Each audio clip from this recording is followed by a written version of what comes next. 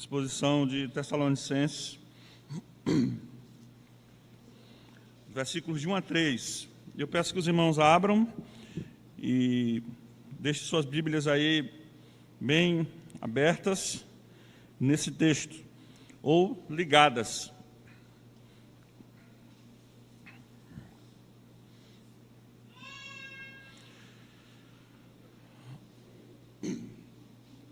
É a primeira carta de Paulo aos Tessalonicenses, capítulo 5, versículos de 1 a 3.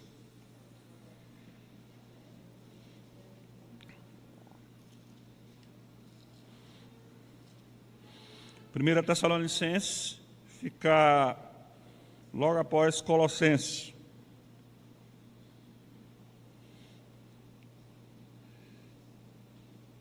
Todos encontraram? Meus irmãos, quem encontrou, eu peço que, por gentileza, fiquem em pé. Nós vamos fazer essa leitura. Por favor, meus amados irmãos. Eu vou pedir a ajuda da igreja nessa leitura. A igreja lerá o versículo 2. Assim está escrito: Irmãos, relativamente aos tempos e às épocas, não há necessidade que eu vos escreva, pois vós mesmos estáis inteirados com precisão de que o dia do Senhor vem como ladrão de noite. Desculpa, eu disse que a igreja leu o versículo 2, eu me empolguei. A igreja leu o versículo 3, por favor.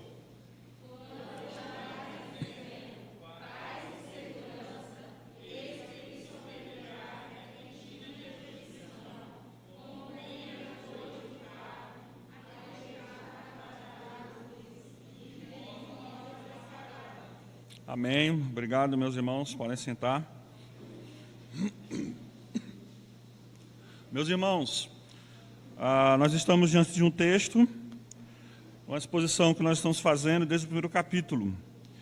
E esta carta, o texto que nós lemos, ele vem posteriormente do texto que nós fizemos a última exposição. E aqui, os irmãos estavam em dúvida sobre a volta do Senhor Jesus Cristo. A princípio, eles estavam incomodados a respeito do futuro, do destino daqueles irmãos que havia falecido. Como eles estão, eles morreram, eles vão perder a volta de Cristo, visto que morreram. E a unidade anterior, no versículo 13 a 18 do capítulo 4, o apóstolo Paulo vai explicar sobre isso.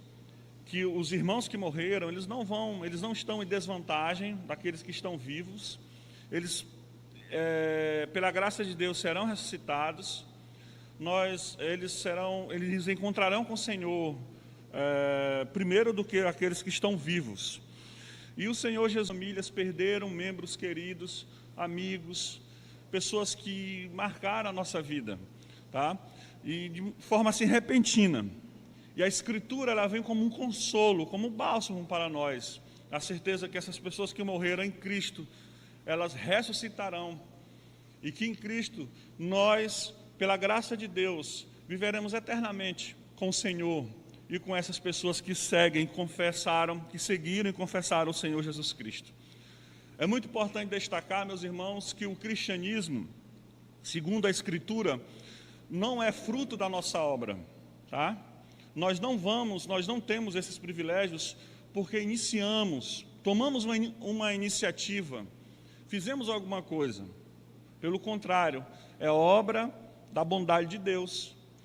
O início da salvação até o fim é obra da bondade de Deus. E nisso nós precisamos firmar os nossos passos.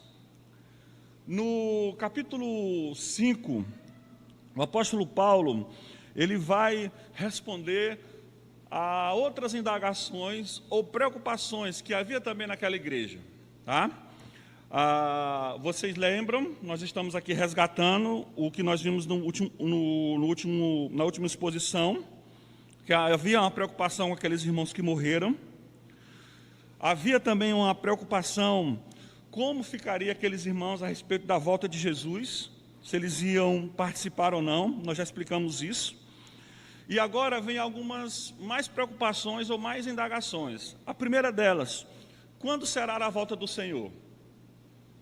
Aquela igreja já sabe que Jesus Cristo voltará. Aquela igreja já sabe, ela já foi instruída por Paulo, que os irmãos que morreram em Cristo serão ressuscitados. Agora eles perguntam, pois bem, isso está claro, agora eu quero saber, quando será a volta do Senhor? Tá? Essa é uma pergunta que o apóstolo Paulo vai tentar responder aqui.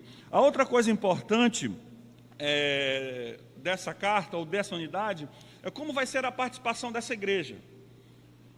Nós já entendemos que aquelas pessoas que morreram em Cristo serão ressuscitados. Isso está claro para nós. Agora nós queremos saber duas coisas. Primeiro, quando será a volta de Jesus? Segundo, como vai ser, ou qual será a minha participação, ou a nossa participação, enquanto igreja do Senhor? Tá? É mais ou menos sobre isso que o apóstolo Paulo vai tratar nesses 3 versículos. Tá, meus irmãos? A primeira coisa que nós queremos destacar aqui, sobre o dia da volta do Senhor Jesus, é que o apóstolo Paulo, ele fala, mesmo fazendo inferência aqui na sua fala, que é necessário ensinar sobre a volta de Jesus. No capítulo 5, versículo 1, veja só o que diz: irmãos, relativamente aos tempos e às épocas, não há necessidade de que eu vos escreva. O apóstolo Paulo, ele está falando aqui nesse primeiro versículo, que ele já ensinou sobre isso. Qual é o assunto aqui no versículo 1? Que dia vai acontecer? Que dia Jesus Cristo vai voltar? Quando o Senhor Jesus Cristo vai voltar? Essa é a pergunta. E o apóstolo Paulo responde: eu já ensinei isso para vocês. Talvez em um outro documento que ele havia enviado, não sabemos exatamente, ou talvez nas 3 semanas que o apóstolo Paulo passou com aquela igreja, que foi o processo de plantação da igreja em Tessalônica. Se foi nessas 3 semanas, eu acho isso muito relevante para a igreja, porque coloca o assunto sobre a volta de Cristo, um assunto muito importante no que diz respeito ao discipulado. A igreja precisa aprender sobre a volta de Jesus desde o começo da sua vida. O cristão recém-convertido, ele precisa aprender sobre isso. Nós geralmente falamos, Apocalipse é um livro muito complicado. Escatologia, não entendo. A volta de Jesus eu não quero nem ouvir falar porque eu não entendo. Outras pessoas dizem, eu tenho medo disso. Mas o que a Escritura fala, que nós não devemos ter medo da volta de Jesus. Nós devemos ansiar a volta de Jesus, nós devemos desejar a volta de Jesus, e a igreja deve ensinar sobre a volta de Jesus. A princípio, o apóstolo Paulo fala, não há necessidade de escrever sobre isso. Mas como um bom pastor, um bom mestre, um bom seguidor de Jesus, ele repete o ensino a partir do versículo 2. Ele vai ensinar sobre a volta de Jesus, aquilo que ele pode ensinar, aquilo que ele pode falar. Algo importante, que não é somente ensinar, é repetir o ensino. Muitos dizem que nós aprendemos pela repetição. E o apóstolo Paulo aqui, mais uma vez, ele repete ele fala, melhor dizendo, mais uma vez ele fala sobre a volta do Senhor Jesus.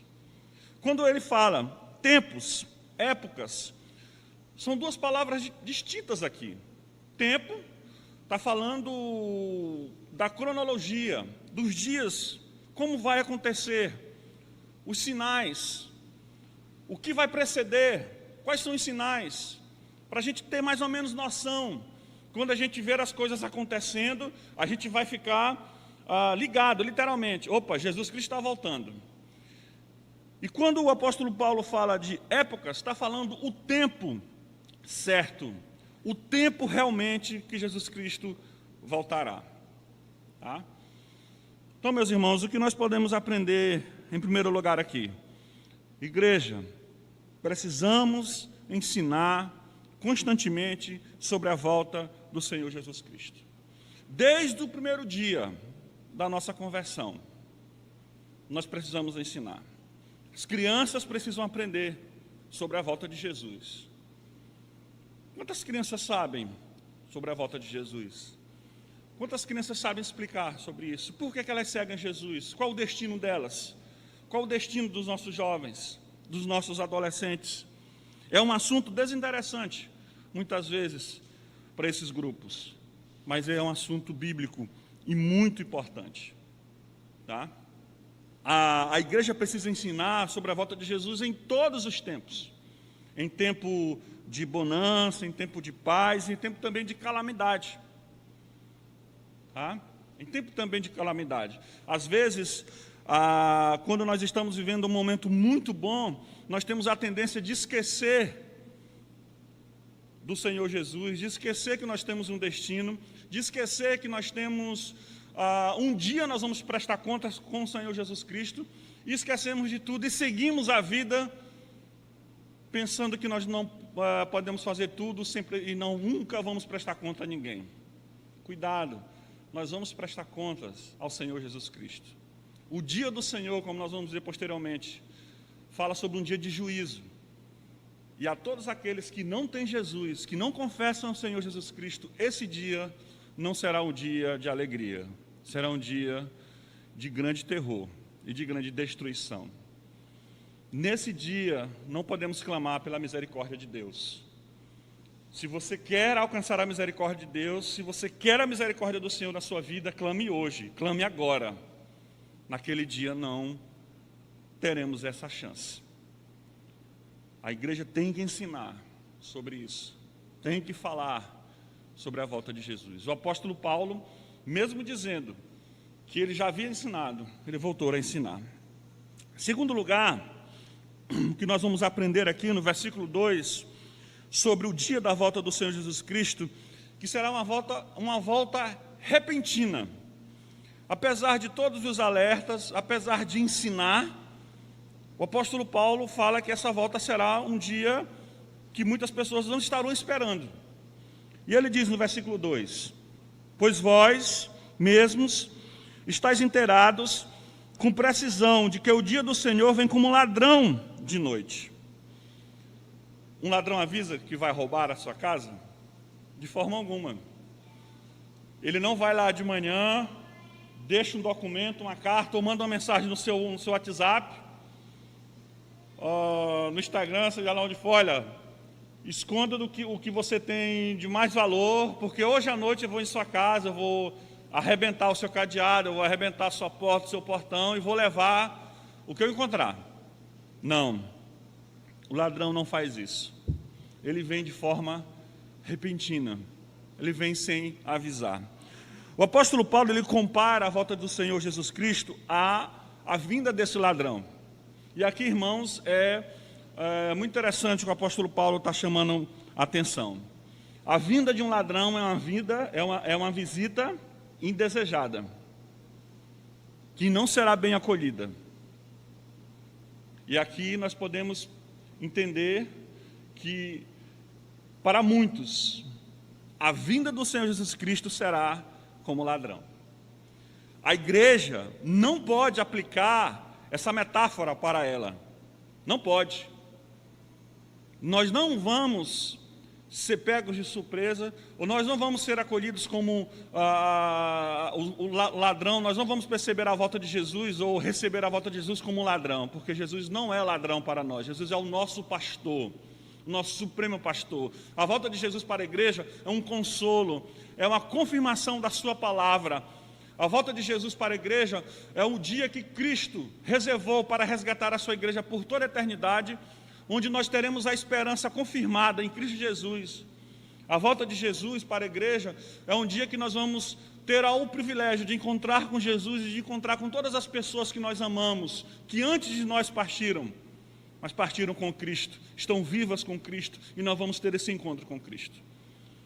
Para quem a volta de Jesus será como a chegada de um ladrão? Para todos aqueles que não confessaram o nome do Senhor Jesus Cristo. Então, meus irmãos, não pensem e não tenham a volta de Jesus como um ladrão que vai chegar de noite na sua casa, de forma alguma. essa não é a imagem que nós devemos ter. Que surpresa desagradável! Cristo chegou, arrombou a porta. Que coisa terrível! Uma tragédia aconteceu. Para a igreja não será isso. Porque muitas vezes nós precisamos ser advertidos a respeito disso. Nós vivemos um tempo que a nossa concentração é muito difícil. Muito difícil. Nós vivemos um tempo que nós temos muitas metas. Metas financeiras, metas acadêmicas, trabalhos, família. Temos metas para tudo.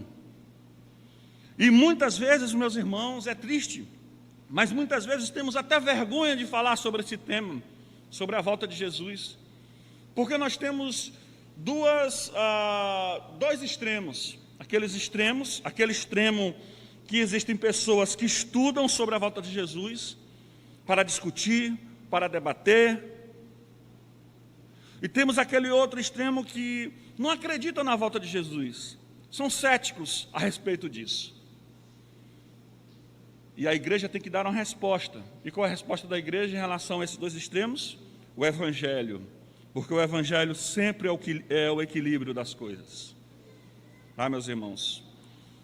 Mateus 24, 36 a 39. Por favor, vamos ler esse texto. Mateus 24, 36 a 39. Mateus 24, 36 a 39.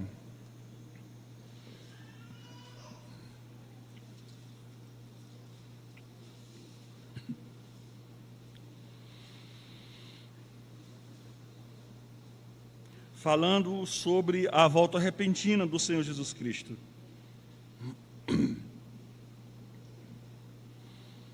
Todos encontraram? Mateus 24, 36, Mateus capítulo 24, versículo 36 ao versículo 39. Olha o que está escrito. Mas a respeito daquele dia e hora, qual o dia? Da volta de Jesus. Ninguém sabe, nem os anjos dos céus, nem o Filho, senão o Pai. Versículo 37. Pois assim como foi nos dias de Noé, também será a vinda do Filho do Homem. Porquanto assim como nos dias anteriores ao dilúvio, comiam e bebiam, casavam e davam-se em casamento, até o dia em que Noé entrou na arca. Versículo 39. E não perceberam, senão quando veio o dilúvio, e os levou a todos. Assim será também a vinda do Filho do Homem. Uma vinda inesperada, meus irmãos. Mas nesse tempo que muitos não estão esperando, o que a igreja deve fazer? Tomando aqui os conselhos do Senhor Jesus Cristo, pregar o Evangelho, anunciar o Evangelho, pregue a palavra, pregue o Evangelho, vamos falar sobre a volta de Jesus, mesmo que sejamos criticados, mesmo que as pessoas não confiem em nós, não acreditem, melhor dizendo, não concordem na palavra do Senhor. Mas, meus irmãos, essa verdade da volta do Senhor Jesus Cristo é um consolo para a igreja, é um consolo para aquele que está sofrendo, é um consolo para aquele que está de luto, e confirma o Evangelho do Senhor Jesus Cristo para as nossas vidas, trazendo esperança e consolo para os nossos corações. Mas para aqueles que não se importam, para aqueles que mesmo dentro da igreja não pensam sobre isso, não assumem o compromisso com Deus, não assumem o compromisso com o Evangelho, são uma vergonha para a igreja, para o Evangelho, não tem compromisso nenhum com a missão de Deus de pregar o Evangelho, não tem compromisso nenhum com Deus, não ama o Senhor Jesus Cristo, esse dia para você será um dia como um ladrão. Vai chegar na sua casa e pense, nenhum ladrão chega na sua casa para ter um bom papo ou um papo amigável com você. Meus irmãos, esse dia será o dia terrível do Senhor. O dia que Ele vai derramar a sua ira sobre todos aqueles que zombaram da cruz de Cristo, sobre todos aqueles que envergonharam o Evangelho, sobre todos aqueles que dia após dia renunciaram à mensagem do Evangelho. E essas paredes aqui não têm o poder de proteger ninguém, porque muitos podem falar, mas eu fui para a igreja, eu fui fiel dizimista, eu fui fiel ofertante, eu contribuí na obra missionária, eu fiz isso, eu fiz aquilo outro. Isso não protege você do dia do Senhor. O que protege você do dia do Senhor, o que protege a sua vida no dia do Senhor, o que protege a minha vida no dia do Senhor, da ira do Senhor, é o sacrifício de Cristo na cruz. É a certeza da salvação em Cristo Jesus. É isso que nos protege. O se congregar, o dizimar, o ofertar, o contribuir com a obra missionária, ou qualquer outro tipo de compromisso com a Igreja de Cristo, é um resultado de um coração transformado pelo Espírito Santo. Meus irmãos, a volta do Senhor Jesus para você, como você vê isso? Você tem medo? Você tem medo? O que vem na sua cabeça quando você pensa sobre a volta de Jesus? Medo, conforto, desejo de encontrar com Cristo? O Senhor Jesus para você, quando fala da volta do Senhor Jesus Cristo, você pensa que é um ladrão que vai chegar arrombando a sua casa, trazendo transtorno e terror para você? Ou é o seu supremo pastor, que vem de forma amorosa lhe acolher, lhe buscar para viver com Ele eternamente e com a sua igreja? Pense sobre isso. Pense sobre isso. Pense seriamente sobre isso. É sua eternidade, não é a minha, é a sua eternidade. Eu também tenho que pensar sobre isso, mas eu não posso pensar por você. Terceiro e último lugar, meus irmãos. Em primeiro lugar, nós vimos que a igreja precisa ensinar sobre o dia da volta do Senhor. Em segundo lugar, nós vimos que a volta do Senhor será repentina. Nós não sabemos que dia exatamente Cristo voltará. Cristo pode voltar hoje? Pode. A nossa segunda-feira pode ser uma segunda-feira celestial. Nós não temos certeza, nós não temos o controle das nossas vidas, nem os próximos segundos, o que nós vamos fazer, o que vai acontecer com a gente. Terceiro lugar, a volta do Senhor Jesus é certa. Versículo 3, olha o que está escrito no versículo 3. Quando andarem dizendo paz e segurança, eis que lhes sobrevirá repentina destruição, como vêm as dores de parto, aqui está para dar a luz, e de nenhum modo escaparão. O apóstolo Paulo, ele usa uma expressão que os profetas usaram do Antigo Testamento e o próprio Senhor Jesus Cristo usou. Qual é a expressão, ou qual é a figura? Da mulher que está com dores de parto. Algumas pessoas usam essa linguagem para falar, olha, a volta de Jesus é repentina. Não, mas não está falando sobre isso. Quando o Senhor Jesus Cristo fala sobre dores de parto em relação à sua volta, ou quando o apóstolo Paulo está falando aqui que a volta do Senhor Jesus Cristo será como as dores de parto, não está falando de uma volta repentina. Nós sabemos, né? A mulher está grávida, hoje, por exemplo, mulher está grávida, tem as consultas, ela sabe mais ou menos quando vai ocorrer o parto. Hoje, muitas mulheres escolhem por uma cirurgia em vez de um parto normal. Não é isso. A Adelaide ele está quase chegando o dia, não é isso, irmão? Já sabe mais ou menos o dia, não é isso? Então, não será repentino. Não está falando sobre isso. Especialmente quando nós pensamos no contexto que o apóstolo Paulo escreveu. Tá, meus irmãos? O que o apóstolo Paulo está querendo dizer aqui, é que a mulher, naquela época, a grávida, quando vinham as dores do parto, era uma coisa que não podia voltar atrás. Queria acontecer realmente. A dor do parto chegou, pronto, não tem volta. Não tem volta. É impossível voltar atrás. A minha avó foi parteira no interior. Eu não sei se alguém aqui já viu essa prática de mulheres, talvez alguns homens, eu não sei, não me lembro exatamente, no interior, mas eu vi mulheres, né? E a minha avó, ela foi parteira, e eu me lembro de algumas práticas, né, naquela época.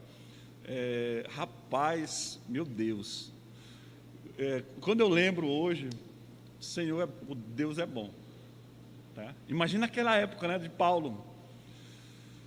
Mulher sentia dor, era agonia, naquela época, não estou me referindo hoje, né?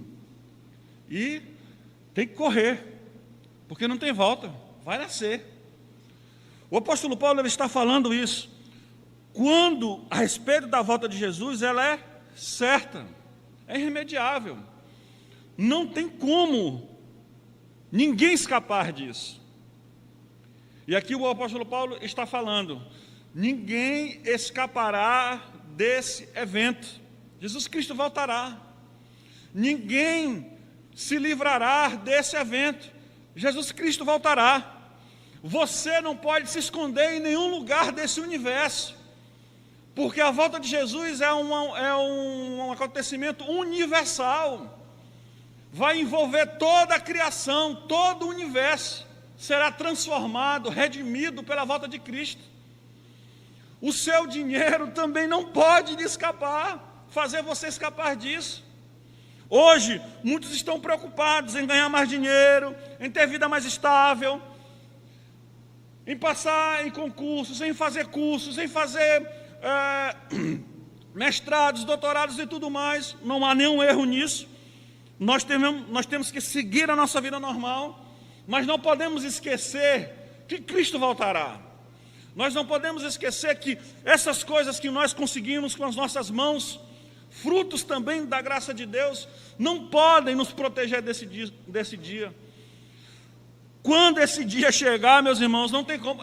Espera aí, Jesus, eu preciso me arrepender de alguns pecados, rapidinho, só um segundo. Não, Jesus, eu te ajudei tanto a tua obra, calma aí, eu tenho que acertar algumas coisas. Também não, ninguém escapará. Exatamente, eu não sei se alguma mulher já passou por isso aqui, essas dores de parto, que a coisa veio e não teve como chegar no hospital. Naquela época tinha muito isso, que era a linguagem que o apóstolo Paulo está usando. Não tem como voltar. Se você quer ser salvo, se arrependa hoje. Se você quer confessar a Jesus, confesse hoje. Se você quer ter vida eterna, entregue a sua vida para Jesus hoje. Assuma um compromisso com Deus hoje. Assuma um compromisso com Cristo hoje. Avalie a sua vida hoje. Porque nada que você faz, seja de bom, seja de ruim, pode lhe proteger. Nessa hora, meus irmãos, ou naquele dia, não vai ter pobre, não vai ter rico. Não terá cultura A e cultura B. Não terá isso. Não será, nada será relativo. Não, de forma alguma. Há uma verdade absoluta que ninguém pode escapar. A volta de Cristo é certa, segundo o apóstolo Paulo está falando. Está falando para aquela igreja e fala com essa igreja hoje por meio da Escritura. Vejam o texto que eu quero ler com vocês, meus irmãos. Apocalipse 6. Vamos ler esse texto, Apocalipse 6.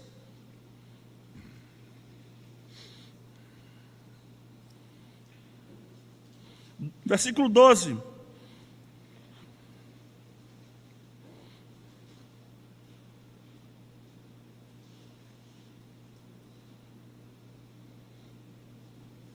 Apocalipse 6, versículo 12.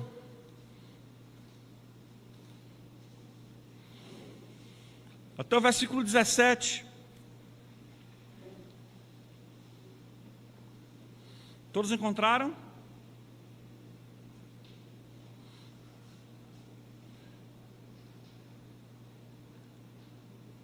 Apocalipse,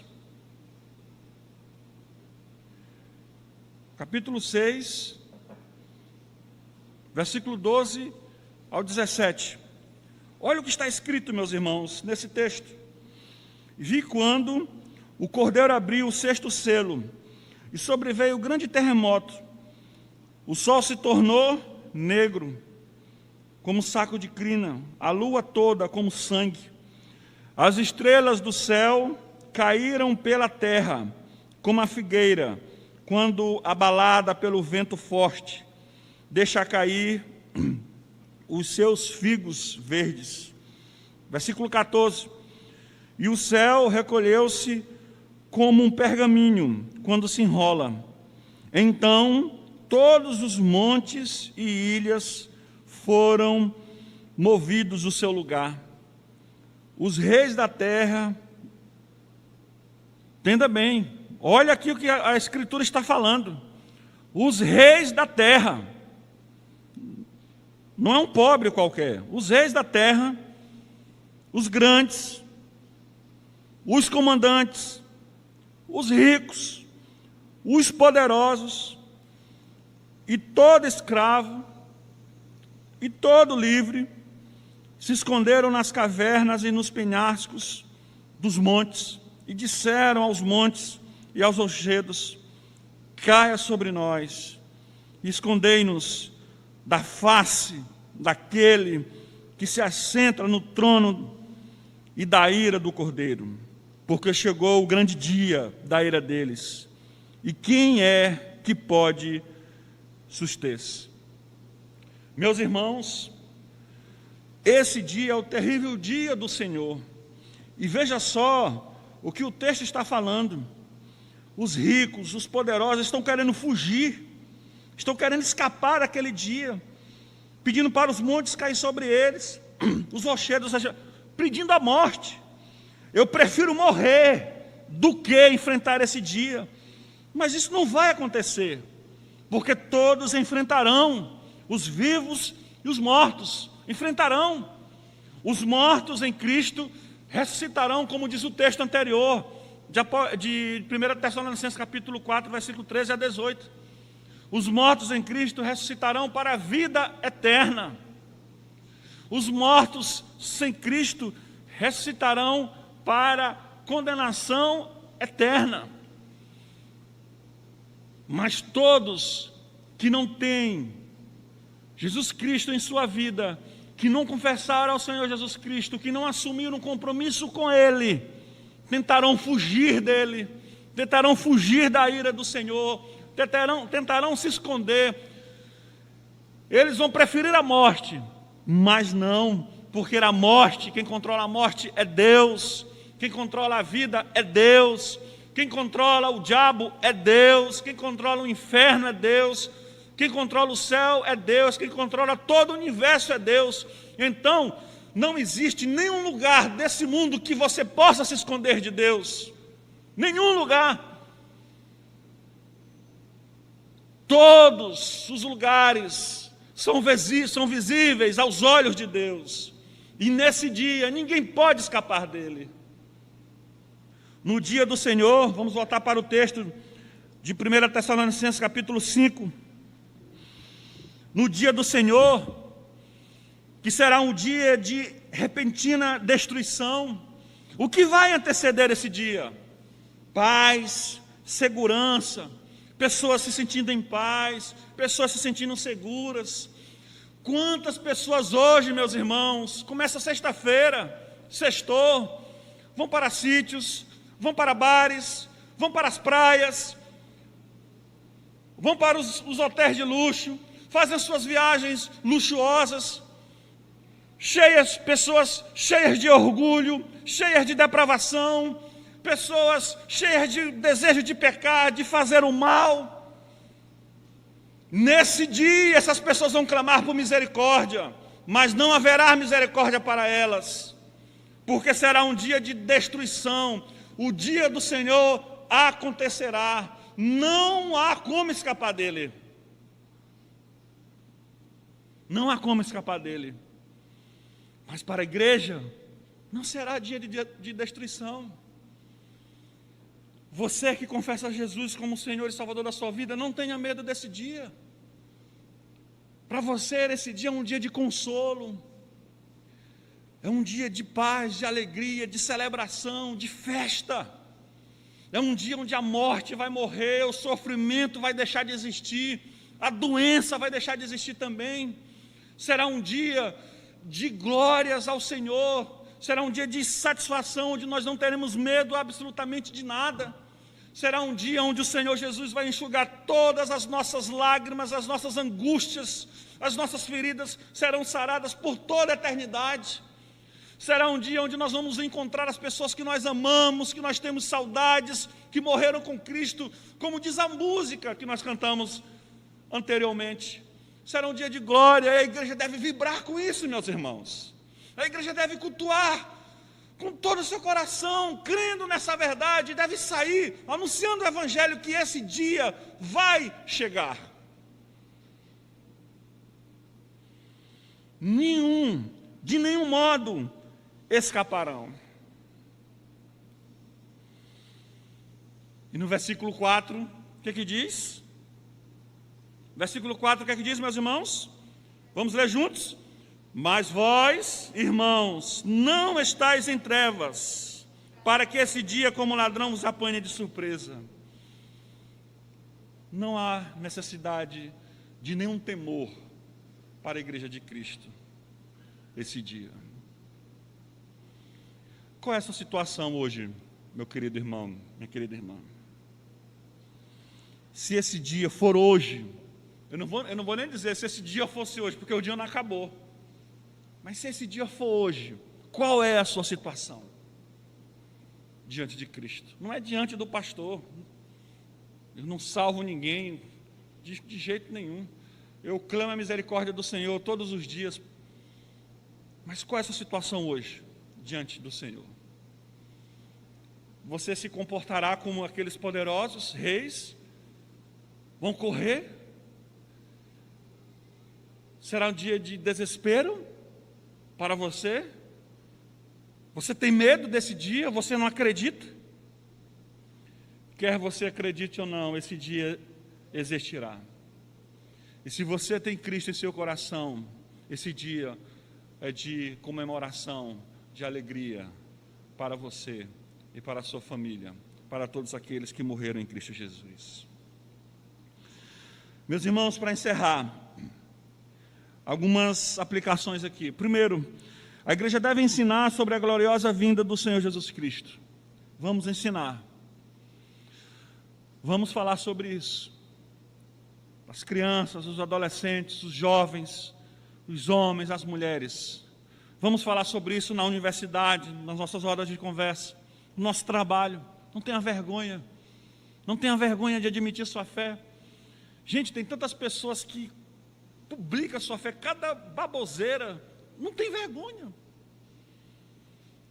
Tem pessoas que se caracterizam de, eu não vou nem falar aqui, mas coisas assim que a gente olha, meu Deus do céu, o que é isso? Mas tem coragem de ir à luta pelo que estão acreditando.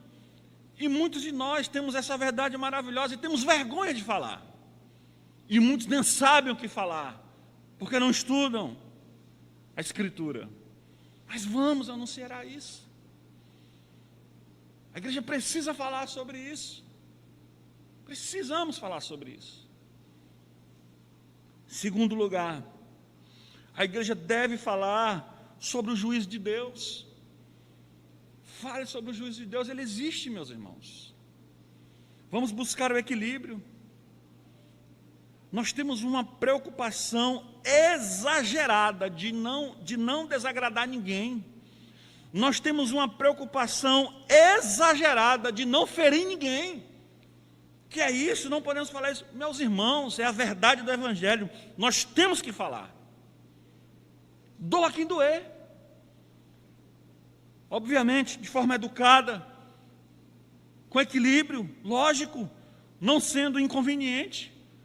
Mas tem pessoas que usam as redes sociais em praça pública, nas universidades, no trabalho, dizendo que a Bíblia é um livro diabólico, que a Bíblia é um livro imprestável, que Deus não existe, que Jesus Cristo é gay, que Jesus Cristo era endemoniado, que Jesus Cristo era adúltero. Acusam o nosso Senhor de todas as coisas e tem coragem de fazer isso. Não se preocupa em ferir a igreja, não se preocupa em ferir a sua fé. Mas nós somos preocupados demais.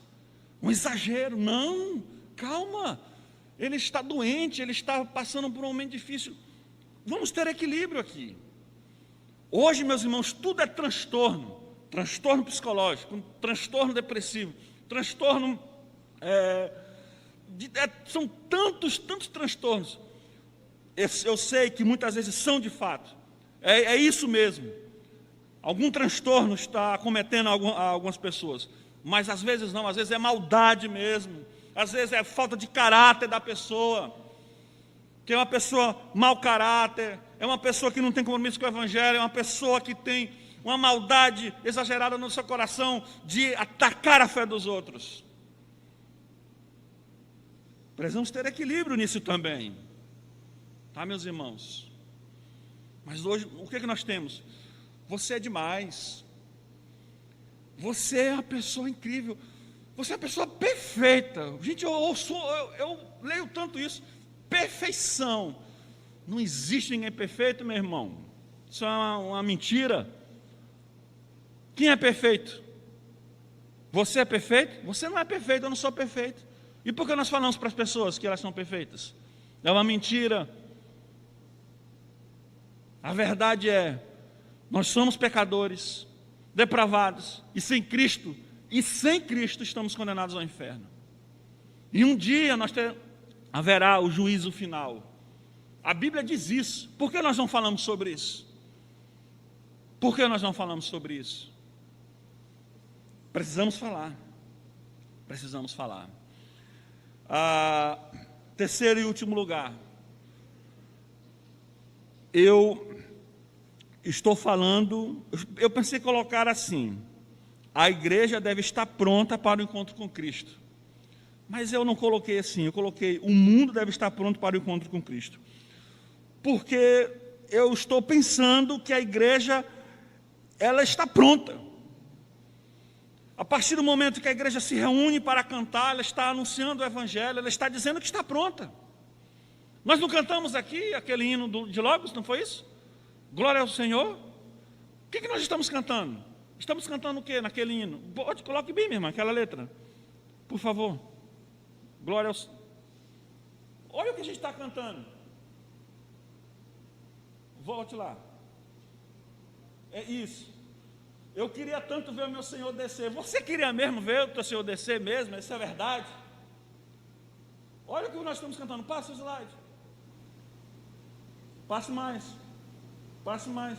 Por isso, volte lá. Por isso eu canto glória, glória, glória. Você está pensando que você está cantando? O último slide lá mesmo, por favor. Glória, glória, glória ao Senhor. Você está cantando isso, é verdade?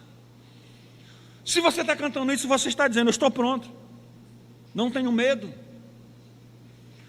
Meus irmãos, a volta do Senhor Jesus Cristo é uma coisa certa. E como você está para o encontro com Cristo?